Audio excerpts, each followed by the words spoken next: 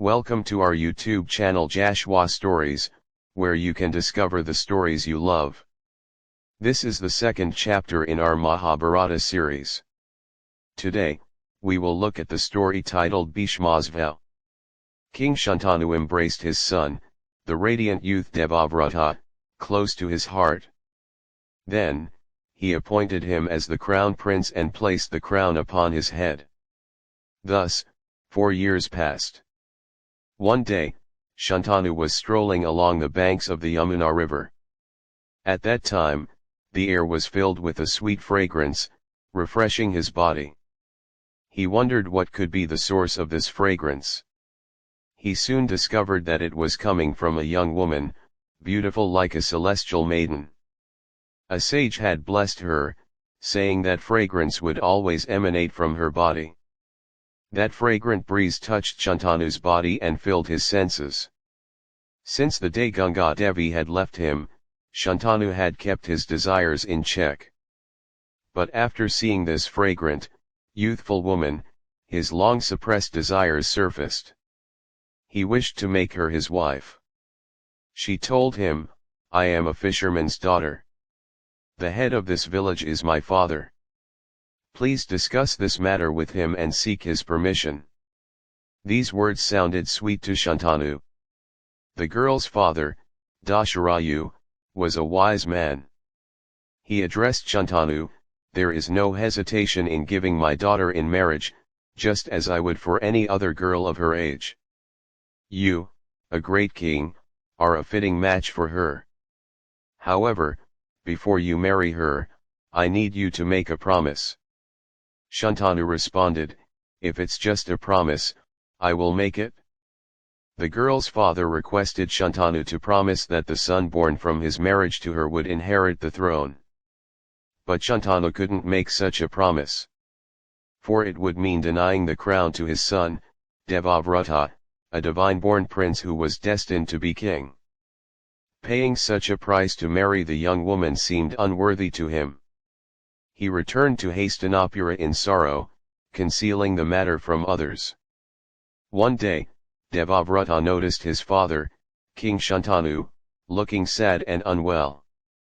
He asked, "Father, you have everything you need. Why do you seem so troubled and uneasy? It seems as though you're burdened with some secret matter." Shantanu replied, "My son, you are right. I am filled with great sorrow and anxiety. You are my only son, and you're always engaged in war and conquering enemy kings. Life in this world is as fleeting as a bubble. Wars are constant. If any harm were to befall you, our lineage would end. You are worth 4 sons, but sages and scholars say that having only one child is like having none in this transient world. Depending on a single life for the continuation of our dynasty is not wise. I also have a desire to expand our lineage, and this is the cause of my sorrow." Shantanu refrained from revealing the true reason for his distress, feeling embarrassed. Devavrata, understanding that there was a deeper cause for his father's worry, questioned the charioteer about why his father was so troubled. The charioteer revealed that Shantanu had seen a fisherman's daughter on the banks of the Yamuna river. Devavrata went to the fisherman's leader and requested him to give his daughter in marriage to his father, King Shantanu. The fisherman was polite and respectful. He said, "My daughter is indeed worthy of becoming the king's wife. But will the son born to her not become the king? You are the crown prince now, and after your father, you will ascend the throne. This is the very reason my daughter has not been married to your father." Devavrata, understanding the fisherman's concern, said, "Listen to what I say. This is my promise. The son born to your daughter will indeed become the king. I renounce my right to the throne and my future kingship for the sake of such a son." Devavrata made this vow in the presence of the gods. The fisherman then said to Devavrata, "O greatest of the Bharata warriors! You have done what no other Kshatriya has ever done. Surely you are a great hero. Take my daughter to your father. As a father, I tell you these words with reverence. I know you are a man of truth. You will keep your vow. But won't your sons rightfully claim the kingdom? Your sons, like you, will be great warriors. Who can stop them if they decide to claim the throne? This thought troubles me.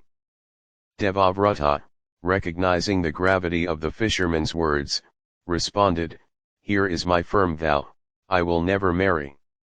I dedicate my life to eternal celibacy. Raising both hands, he made this vow of detachment. The gods showered flowers upon Devavrata, saying, Bhishma. Bhishma. Bhishma means one who has taken a severe vow and adheres to it unflinchingly. From that moment, Devavrata became known as Bhishma, a name that would carry great meaning. Later, Bhishma escorted the fisherman's daughter, Satyavati, and presented her to his father, Shantanu. From Satyavati, Shantanu had two sons, Chitrangada and Vishitravirya. Both of them ruled the kingdom one after the other. Vishitravirya had two sons, Dhritarashtra and Pandu. Dhritarashtra was born to Vishitravirya's first wife, Ambika, while Pandu was born to his second wife, Ambalika. Dhritarashtra had 100 sons, who were called the Kauravas. Pandu had 5 sons, who became famous as the Pandavas. Bhishma continued to be greatly respected by all the members of his family and lived for a long time, surviving until the end of the great Kurukshetra war. The family tree is as follows: from Ganga Devi, Shantanu had Bhishma, and from Satyavati, he had Chitrangada and Vishitravirya. Vishitravirya had Dhritarashtra from Ambika, and Dhritarashtra's sons were the Kauravas. Vishitravirya had Pandu from Ambalika, and Pandu's sons were the Pandavas. If you enjoyed our video, please don't forget to subscribe to our channel and turn on notifications. Hit the bell icon to get updates on our latest videos directly. Thank you for your support.